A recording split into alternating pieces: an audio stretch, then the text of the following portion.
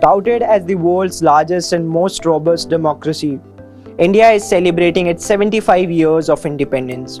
Aligning with the same, the Indian Council for Cultural Relations (ICCR) initiated the Next Gen Democracy Network program, which showcases India's rich democratic governance mechanism and culture at different levels.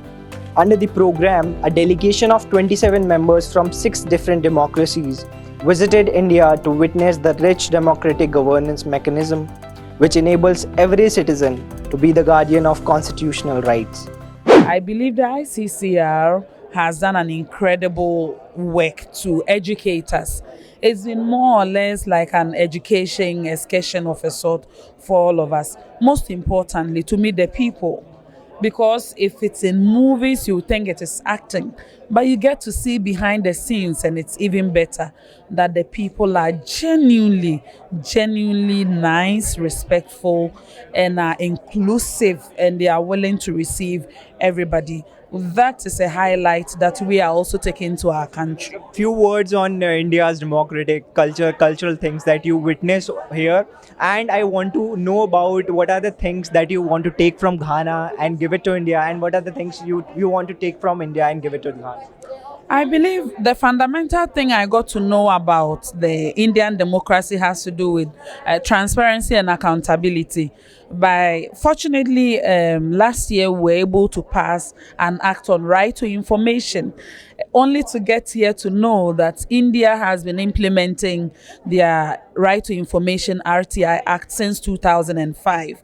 And I had questions about how are they managing with 1.3 billion people if everybody takes it upon themselves to be fact finders and say we want to know how much government is spending, we want to know what is happening, how are they paying for it. And I got to know that in India, to access information processed from public agencies, you don't even pay up to $1. And that was an eye-opener for me, because in Ghana, it will definitely cost maybe 100% or 200% or even more than that. So this opportunity has given us the platform to already reach out to the India High Commissioner in Ghana to engage ICCR to get us resource persons to come to Ghana to help my ministry, the Ministry of Information, my boss and the team at the Access to Information Division, to see how best we can make access to information in Ghana cheaper, and how we can set up a fund and also use technology and digital innovation to cut costs, so that we can do more of an online and digital transfer of data and information rather than a lot of printing with increased costs. So it's been an eye-opener, and also I got to know that the first all-female college in Asia is at Pune. And for me, I got chills, because I come from a community where we don't have a lot of women in higher education, to which I am even the first person, not even woman, from my community to become a lawyer.